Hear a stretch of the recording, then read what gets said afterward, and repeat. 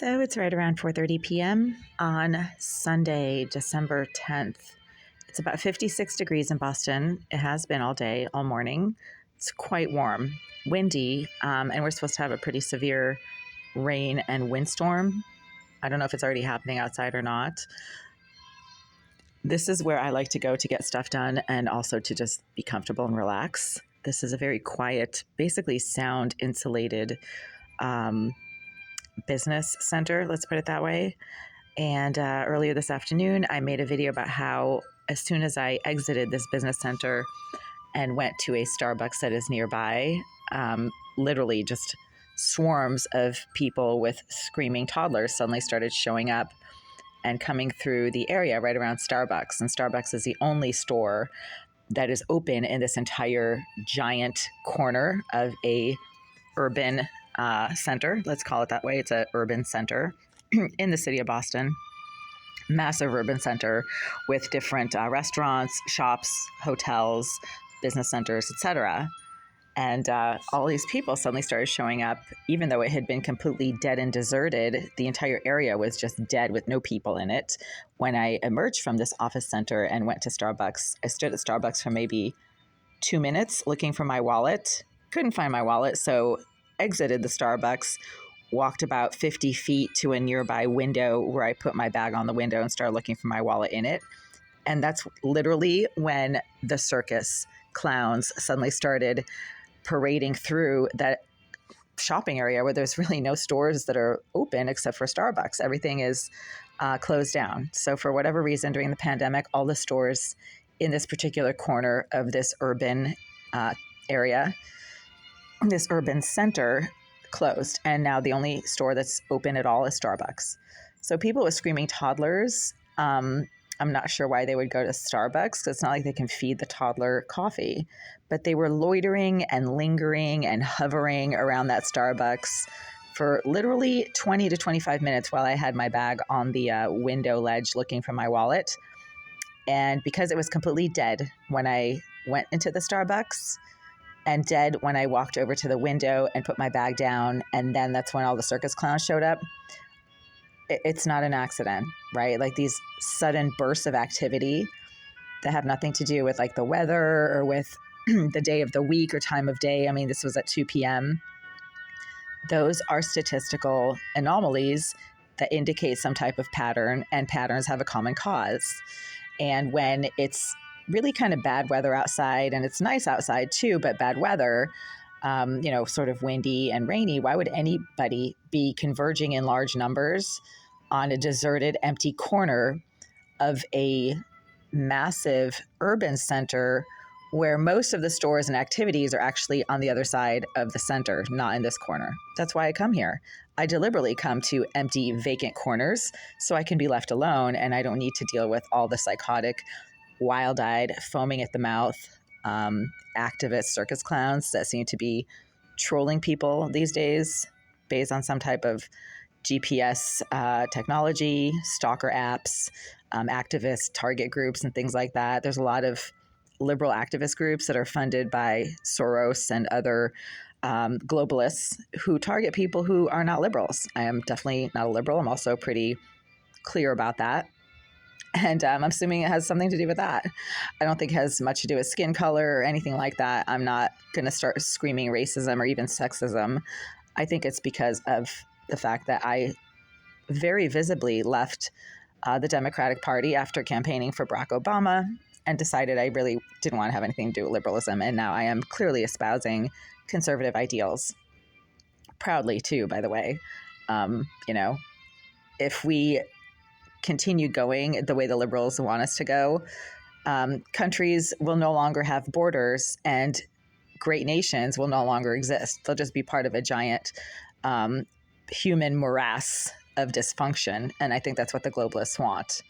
They can't get it to work in their countries, so they come to places like the United States and Europe and try to dissolve the borders so that they can just clamber into these countries that really can't handle large numbers of humanity. And they basically bog down the welfare system, increase taxes, and cause everybody to become much poorer. So that's not how the United States was created. It was not created on a welfare state, but we are quickly becoming a welfare state, because when large numbers of the population are on welfare, then it's not sustainable. You have to have a functioning, working population in order for a country to not become a third world disaster. So that's why, instead of going on welfare, I'm literally trying to get jobs and starting work, even though I'm legally blind, I can't see. But I believe in supporting myself and not bogging down the welfare system unless it's like some kind of an urgent, desperate emergency situation. Like if, I lost my leg or something, I might go on welfare. But I can still see well enough to walk around and to even, find the computer if I have to.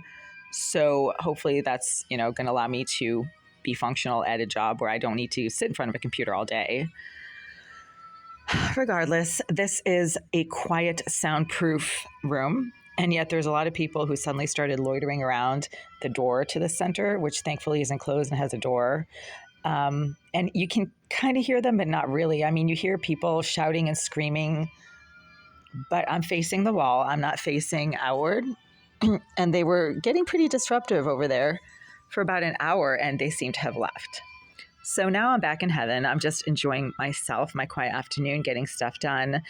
It is supposed to be a pretty rainy evening later today, and I'm just relaxing and being left alone. That is one of my favorite things, not having to deal with stalkers, perverts, creeps, psychopaths. I mean, those are all the people that fill my entire building complex. And the landlord is a globalist scumbag, pretty much, and has, according to their own admission, encouraged the use of surveillance devices in my unit so that all of the sex offenders in my building can see what I do in my bathroom. And they brag to me about it. Dozens of people have described accurately things that I do or have in my bathroom and in my living space. This is before I put stuff on YouTube. And they were accurate. This was, 4 or 5 years ago, before I had a YouTube channel. How did they know what I did in my bathroom? How did they know what I had in my bathroom? How did they know anything about what's in my unit? Well, they did, because, again, the landlord likes to say proudly that they are encouraging the use of surveillance devices in my unit, because I am the only white female who lives in that building, and therefore, I must be a hooker, and there you go.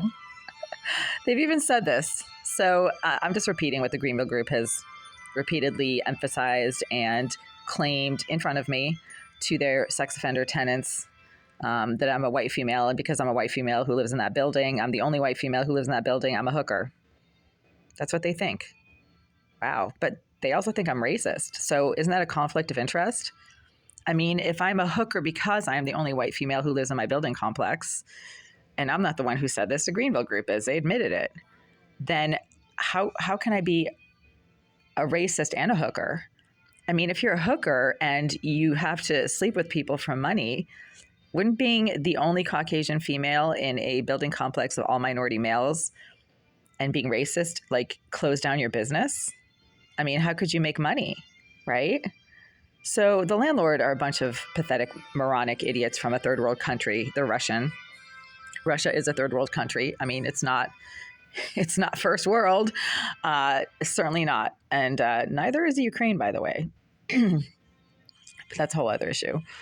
They're poor and dysfunctional countries in the eastern part of Europe.